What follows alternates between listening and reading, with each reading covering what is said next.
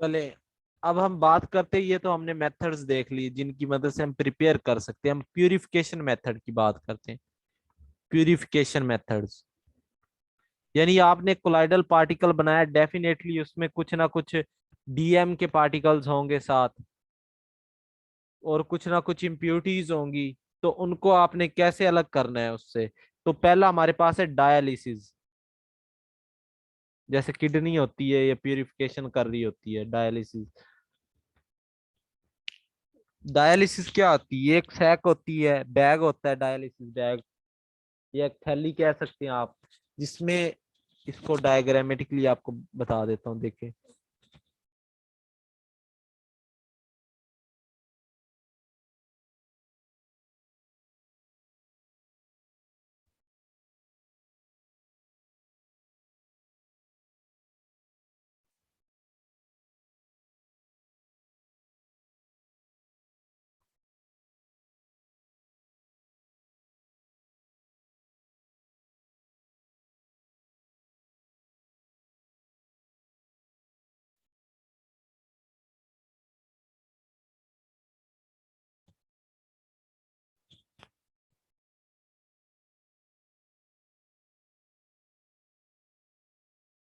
ये dialysis bag है।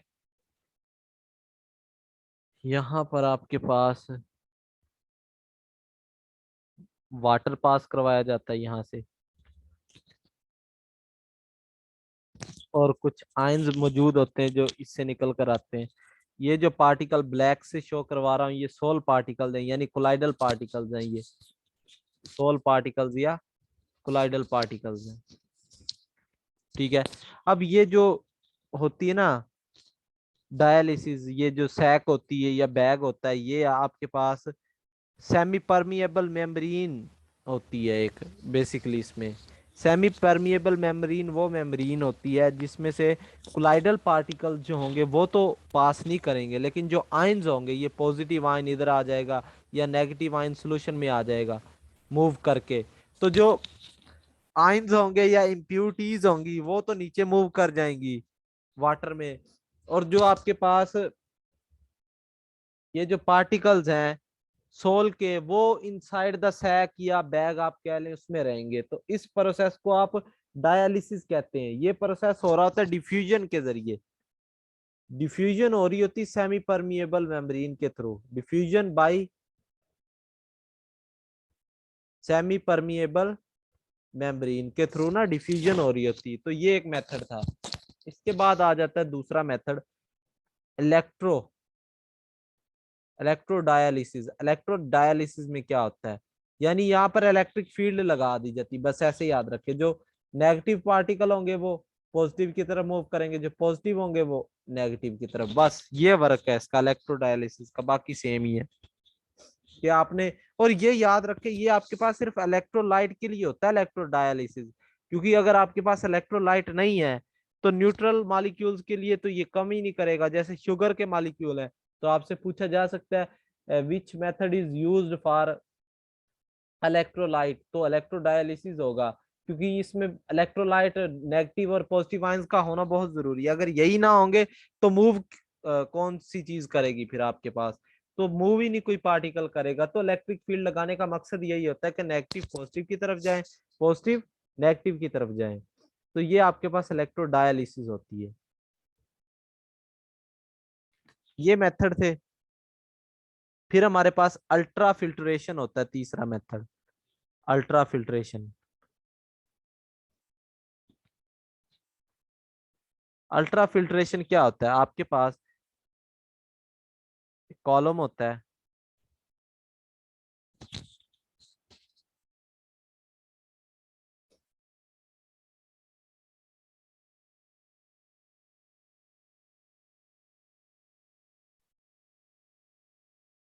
ये कॉलम है, इसमें पार्टिकल्स फिल हैं, इसमें इम्प्यूरिटीज भी हैं कुछ। ये ब्लैक लेट्स सपोज इम्प्यूरिटीज हैं।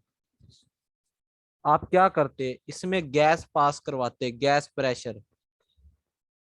ये जो है ना कॉलम, इसमें आपके पास सोल यानी कोलाइडल और इलेक्ट्रोलाइट दोनों पार्टिकल्स हैं, यानी इम्प्यूरिटीज भी हैं। और सोल भी है।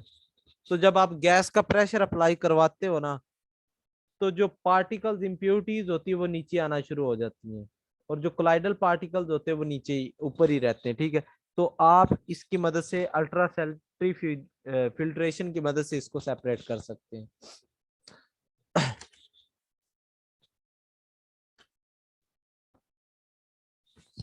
ठीक है जी, ये अल्ट्रा फिल्ट्रेशन होती है आपके पास। अब हम बात करते हैं टिंडल इफेक्ट की, कि टिंडल इफेक्ट क्या होता है।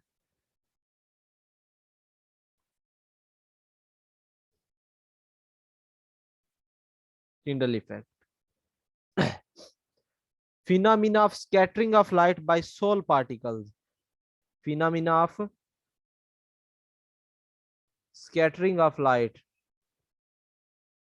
scattering of light by colloidal particles, यानी colloidal particles से लाइट स्कैटर होने को आप कहते हैं टिंडल इफेक्ट। मिसाल के तौर पर ये आपके पास एक मालिक्यूल है, ये आपके पास एक लाइट सोर्स है। ठीक है, लाइट सोर्स है, यहाँ से लाइट आ रही है, और लाइट जब इस मालिक्यूल के ऊपर पड़ती है मालिक्यूल के ऊपर जब लाइट पड़ती है, तो लाइट जो होती है वो चारों तरफ स्कैटर हो जाती है इस तरह से,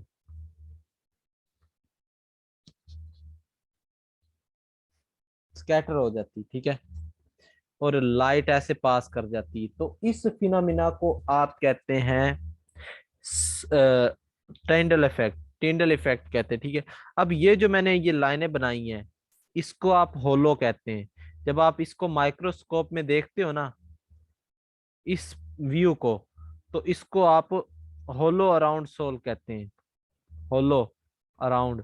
यानी ये जो होती है ना लाइट, हमें साइज नहीं बताती पार्टिकल का, हमें इस तरह से नजर आती है, लाइट स्कैटर होती नजर आती है, हमें साइज नहीं पता चल रहा होता पार्टिकल का। जब हम परपेंडिकुलरली परपेंडिकुलरली देखते हैं ना माइक्रोस्कोप में, तो जो लाइट का पाथ होता है वो हमें ऑब्जर्व हो रहा होता है, लाइट स्कैटर हो रही होती पार्टिकल की सरफेस से। In this method we can not determine particle size, इस मेथड से हम पार्टिकल का साइज डिटरमाइन नहीं कर सकते टिंडल इफेक्ट से। ठीक है, लेकिन मैंने पहले आपको कहा है कि साइज डिटरमाइन कर सकते हैं। वो कैसे करते हैं, वो इलेक्ट्रॉन माइक्रोस्कोप लेते हैं, फिर हम वो यूज करते हैं, फिर जाकर साइज हमारे पास मैयर हो जाता है। ठीक है, टिंडल इफेक्ट यूज करते हैं, लेकिन इस मेथड से नहीं कर सकते, लाइट वाले से। ठीक है, Tyndall effect is use to distinguish between colloidal and true solution, ये कोलाइडल और ट्रू सॉल्यूशन के दरमियान फर्क करने में इस्तेमाल होता है। कैसे जी, जो ट्रू सॉल्यूशन होगा वो लाइट को स्कैटर ही नहीं करेगा, जो कोलाइडल सॉल्यूशन होगा वो लाइट को स्कैटर कर देगा। तो ये फर्क होता है। अब कंडीशन क्या है कोलाइडल कंडीशन क्या है टिंडल इफेक्ट के लिए, तो पहली कंडीशन है कि जो वेवलेंथ है लाइट की वो सेम, ऑलमोस्ट सेम होनी चाहिए डायामीटर ऑफ पार्टिकल्स के, डायामीटर ऑफ पार्टिकल्स, यानी पार्टिकल्स के डायामीटर के सेम होनी चाहिए वेवलेंथ।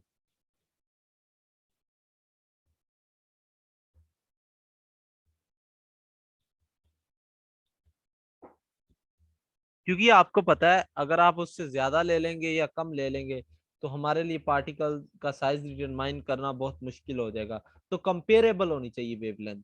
दूसरी बात, जो डीएम है और जो आपके पास डीपी है, इनके जो रिफ्रैक्टिव इंडेक्सेस हैं उनमें ह्यूज डिफरेंस होना चाहिए, बड़ा डिफरेंस होना चाहिए। रिफ्रैक्टिव इंडेक्सेस, इंडेक्सेस, इनमें डिफरेंस होना चाहिए, लार्ज डिफरेंस होना चाहिए। ठीक है, लार्ज डिफरेंस।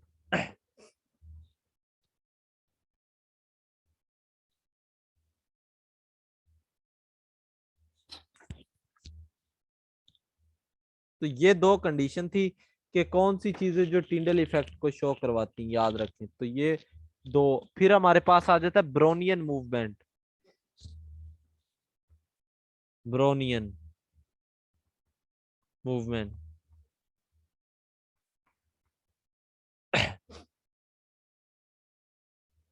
ये continuous rapid zig zag movement होती है, रैपिड होती है, कंटिन्यूस होती है और जिग जैग होती है। जिग जैग मूवमेंट, इसको आप ब्रोनियन मूवमेंट कहते हैं। ये एक कोलाइडल पार्टिकल जो होता है ये एक्सपीरियंस करता है या एक्सर्टेड करता है, ठीक है। मिसाल के तौर पर ये आपके पास एक डीएम है, डीएम का पार्टिकल। जब ये एक डीपी के पार्टिकल पड़ता है या इससे कोलाइड करता है ये, तो इसकी जो मूवमेंट होती है वो इस तरह से हो जाती है, ऐसे जा रहा है, ऐसे जा रहा है, ऐसे आ रहा है। तो रैपिड जिग जैग मूवमेंट को आप no fix direction, zig zag movement वो होती है जिसकी कोई पार्टिकुलर डायरेक्शन नहीं होती, फिक्स नहीं होती, ठीक है। तो इसको आप ब्रोनियन मूवमेंट कहते हैं।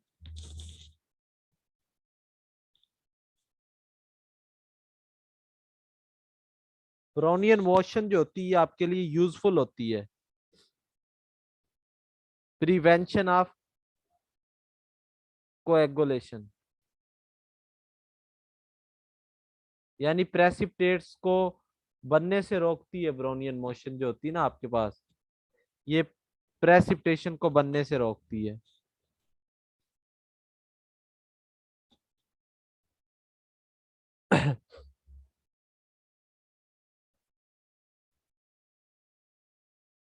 ठीक है जी।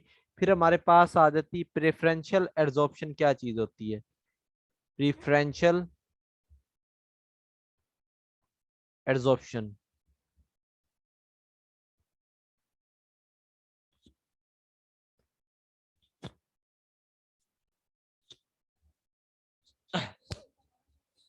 इसमें क्या होता है, मिसाल के तौर पर आपको बताऊं, FeOH3 है,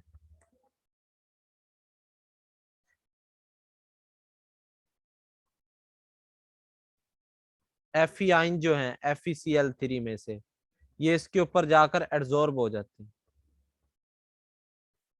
FeOH3 एंड Fe3 पॉजिटिव, ठीक है।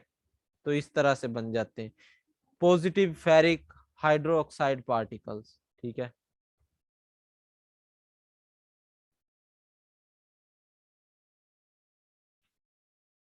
तो इसको आप प्रेफरेंशियल एड्सॉर्प्शन कहते हैं। मिसाल के तौर पर आपके पास AgCl है एंड AgNO3 है, तो यहाँ पर आपके पास AgCl एंड Ag पॉजिटिव यहाँ पर जाकर एड्सॉर्ब, Ag पॉजिटिव एड्सॉर्ब हो जाता है, ठीक है। अगर आपसे बात करूं, Ag पॉजिटिव है एंड पोटाशियम आयोडाइड है, तो इसमें पोटाशियम आयोडाइड के ऊपर कौन सी चीज एड्सॉर्ब होगी, या इसको Ag positive and potassium iodide, देखिए इसकी कंसंट्रेशन मैं कहता हूँ 0.1 है, इसकी कंसंट्रेशन है 0.5। तो Ag आयोडाइड बनेगा, याद रखिए Ag के ऊपर आयोडीन एड्सॉर्ब हो जाएगी, ठीक है। जिसकी कंसंट्रेशन ज्यादा होगी वो जाकर एड्सॉर्ब हो जाएगी।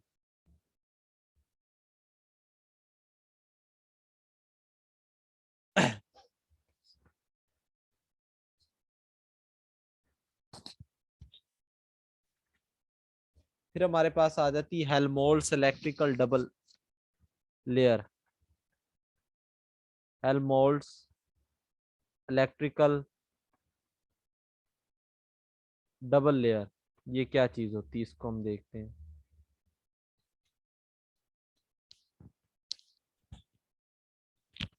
अब देखिए जो क्लाइडल पार्टिकल्स की सरफेस होती है ना, ये एक चार्ज को एक्वायर कर लेती है। देखिए मैं इसकी डेफिनेशन बता देता हूँ। Surface of colloidal particles, colloidal particles acquire a positive charge by selective adsorption, selective adsorption of a layer of positive ions, around it,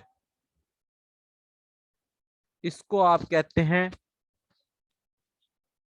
इसने आपके पास जो कोलाइडल पार्टिकल्स थे ना, ये एक पॉजिटिव चार्ज को लेट्स सपोज अपने ऊपर अटैच कर रहे हैं, कोलाइडल पार्टिकल थे, उन्होंने पॉजिटिव चार्ज को अपने ऊपर एब्जॉर्ब कर लिया, अब इसके ऊपर पॉजिटिव चार्ज आ गया है।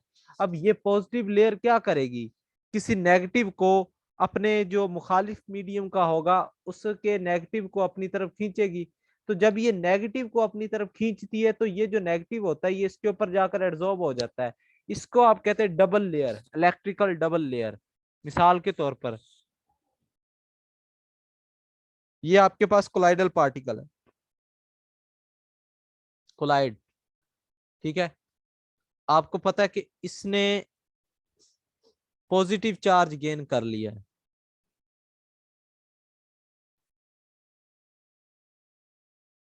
ठीक है।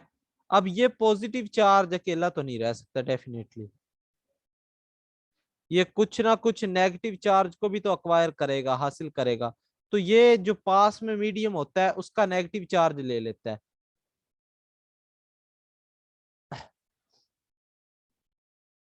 तो ये नेगेटिव चार्ज को अक्वायर कर लेता है, ठीक है, जो मीडियम होता है आपके पास।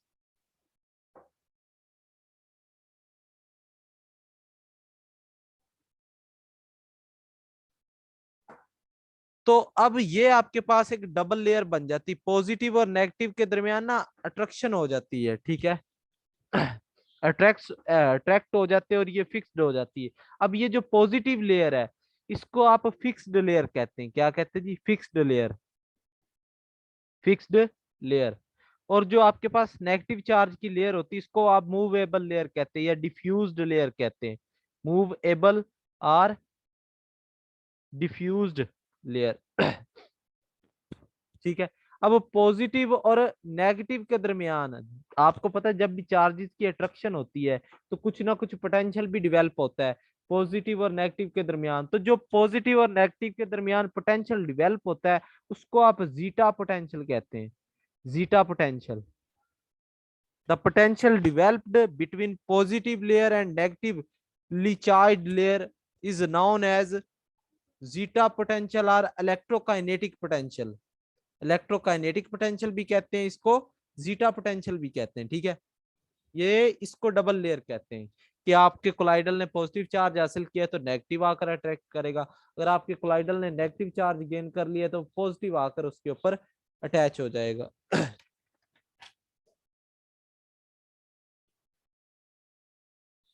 अब coagulation of soul,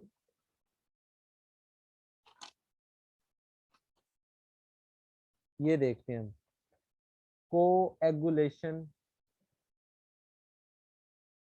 of sol, the process of fluctuation and setting down of the discharged soul particle is called coagulation or precipitation। वही बात है, कोएगुलेशन या प्रेसिपिटेट कि आपने डीपी को अलग करना है। तो इसको कितने तरीकों से अलग किया जा सकता है, याद रखे वेज। तो बाय एडिंग इलेक्ट्रोलाइट, इलेक्ट्रोलाइट के ऐड करने से। दूसरी बात इलेक्ट्रोफोरेसिस मेथड के जरिए, फोरेसिस के जरिए कर सकते हैं। तीसरा बाय बॉइलिंग, बॉयल कर से, बॉयल करने से आप कर सकते हैं, ठीक है। फिर आपके पास आ जाता है डायलिसिस, डायलिसिस से कर सकते हैं। तो ये कुछ मेथड होते हैं।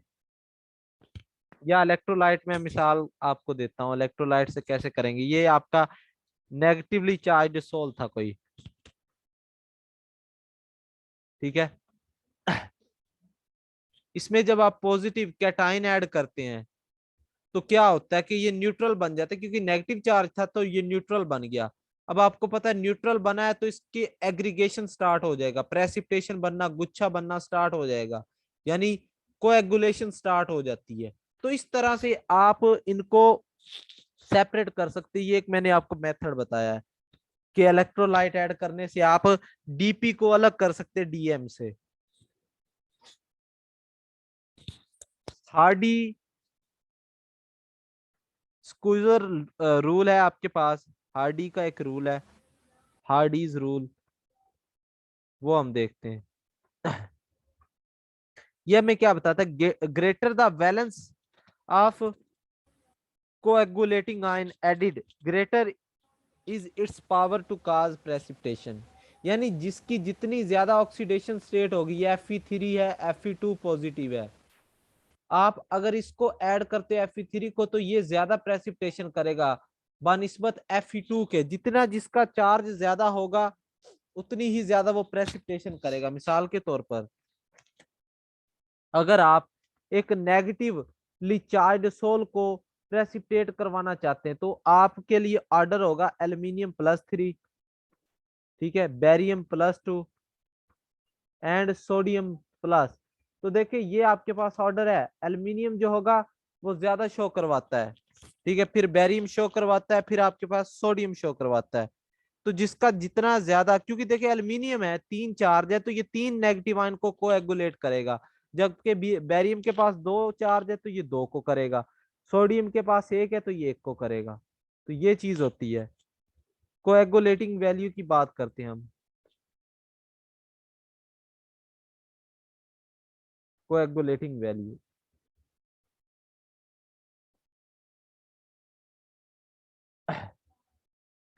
कोएगुलेटिंग वैल्यू क्या चीज होती है, मिनिमम कंसंट्रेशन होती है कि आप एक इलेक्ट्रोलाइट की मिनिमम कंसंट्रेशन ऐड कर रहे हैं प्रेसिपिटेट काज करने के लिए, ठीक है। कि मिसाल के तौर पर आप नेगेटिव सोल को प्रेसिपिटेट बनवाना चाह रहे हैं, तो आप कितनी मिनिमम कंसंट्रेशन ऐड करेंगे उसके प्रेसिपिटेट बनवाने के लिए, उसको आप कोएगुलेटिंग वैल्यू कहेंगे, ठीक है जी।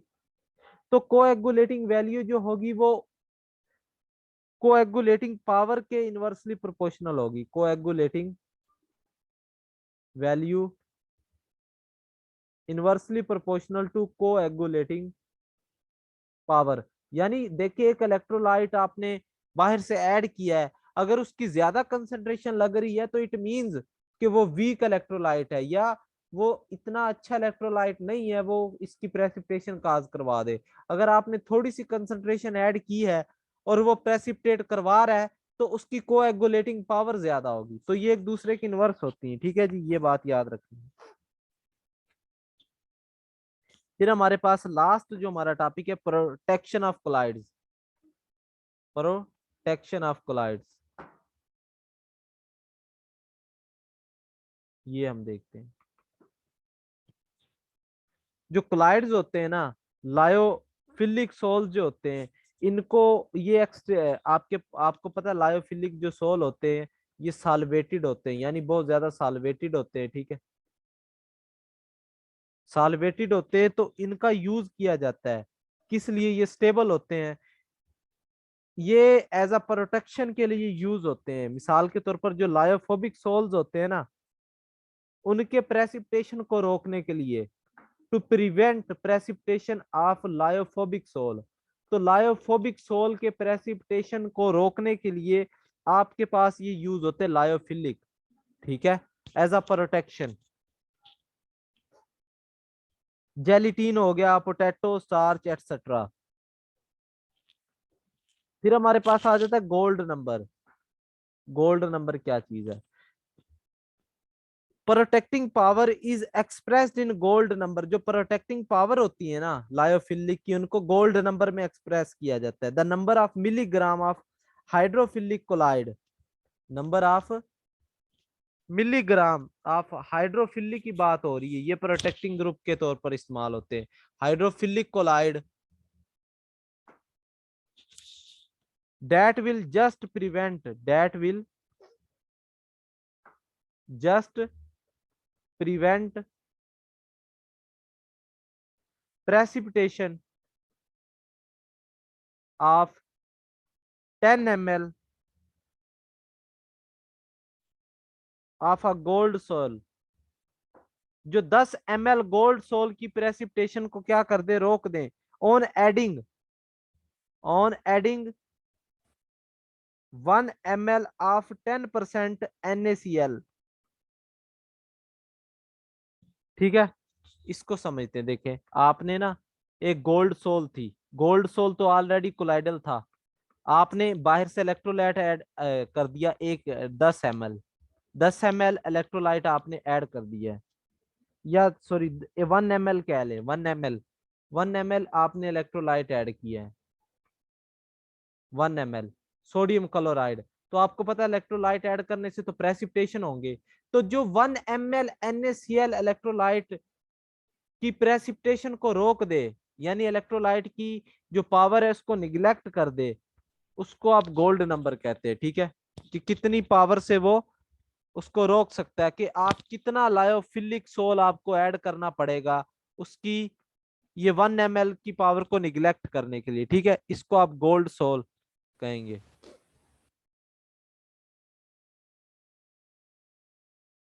गोल्ड नंबर इसको आप कहेंगे। ठीक है,